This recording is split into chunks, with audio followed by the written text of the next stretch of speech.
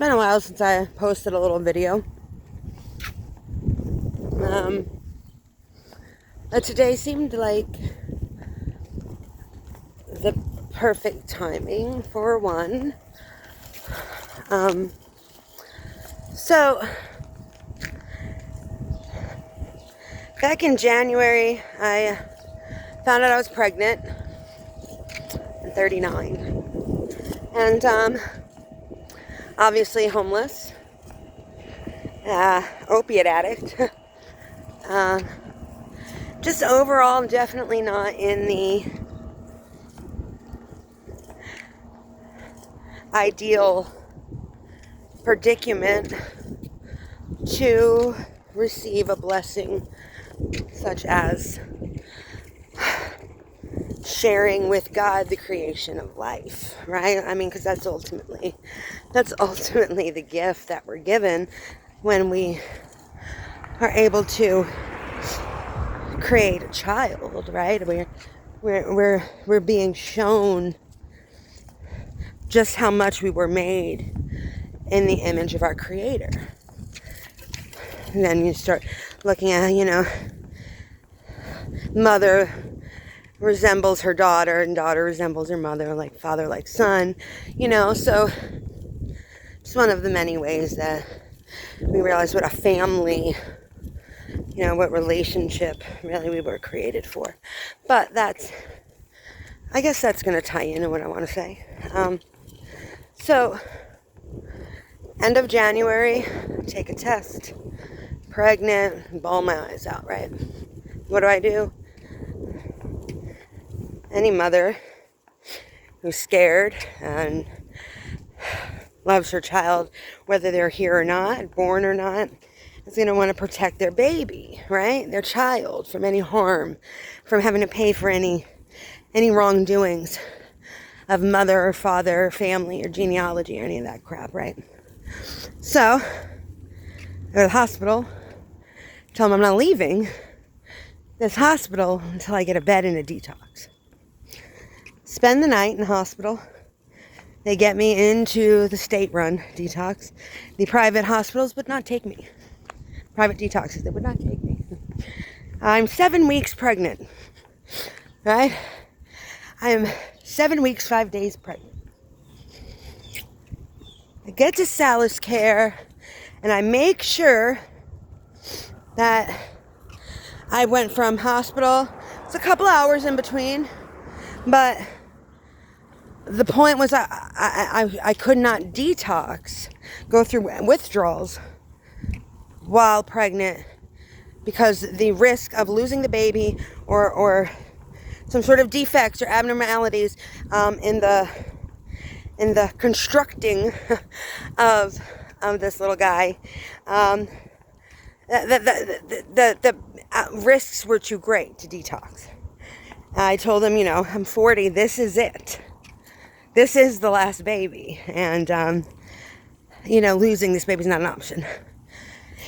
I get to detox, they don't Medicaid me, and I start heavy red bleeding, and I told them very bluntly, they said, we can't medicate you, we're going to send you out.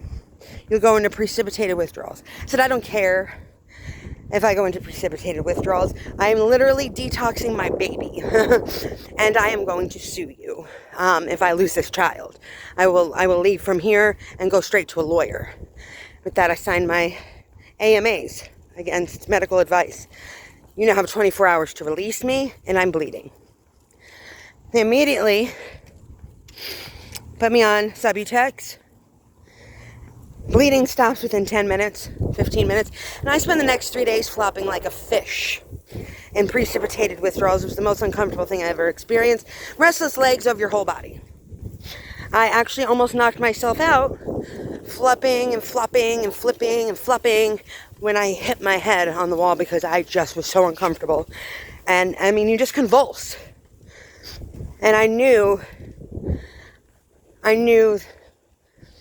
the chance was there, but also knew that I was in the process of losing Liam. That's going to be my son's name. I was losing him.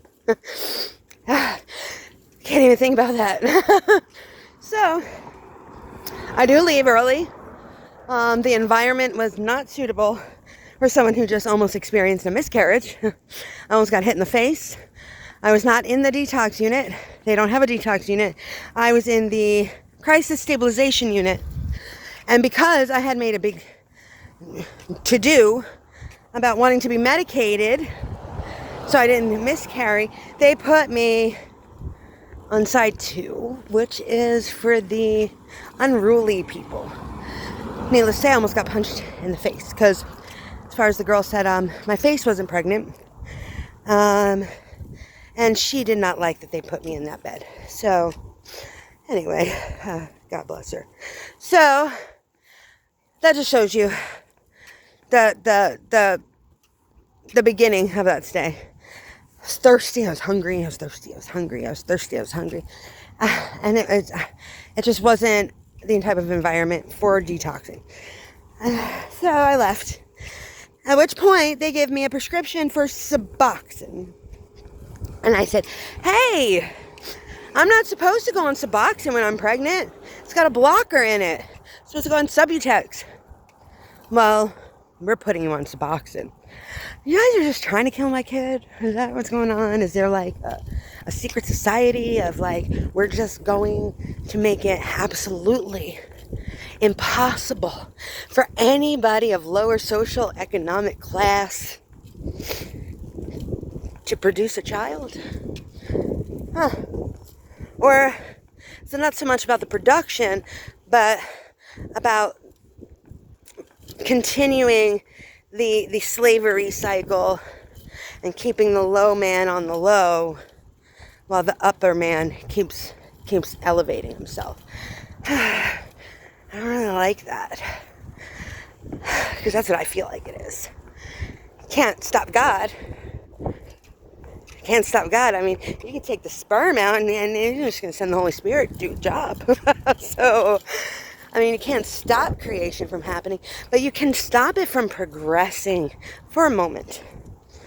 For a moment, because what goes on in the dark comes out in the light, right? So, from that point on, I have diligently worked getting Medicaid, getting in with services, doctors. And when I tell you, I have never seen spiritual warfare so tangible in my entire life. I think if the devil came to me right now in the flesh, I'd just look at him and say, you're kind of a dick. But I wouldn't have fear, because you can try. But I'm sorry, you met your match, because you met a mother. And you're not keeping me from my job. Everyone's got a job, right? Well, I'm a mom. And even if I'm not with my child, that does not mean I'm not going to equip my child. Made in the image of God, right?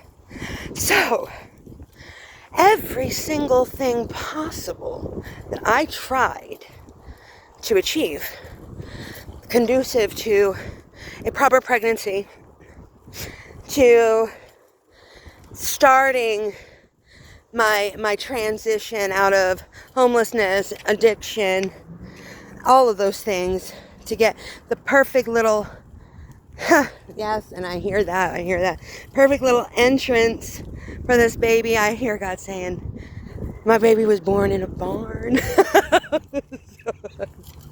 Yes, I get it. I was born with farm animals. So I hear that, right? You turned out pretty good, right? So, that being said, I see how every single thing that the world says I need to achieve to be a mother, oh, right? I see the world putting up these barriers to keep me from that. Like, they're going to take my title, they're going to take my name from me. They're going to take that child out of my hand. Jeez, right? And you know what? But God, right? But God keeps me moving. It keeps me moving forward and keeps Liam perfectly knit together and intact. It reminds me that he is watching him in that secret place. So, a lot of people that have had judgment on me, and my name has reminded me that God is my judge. And Liam, or as little I am, is God's baby too. First. So that's just my little update. Started as a complaint and hopefully ended up being a blessing. Thanks.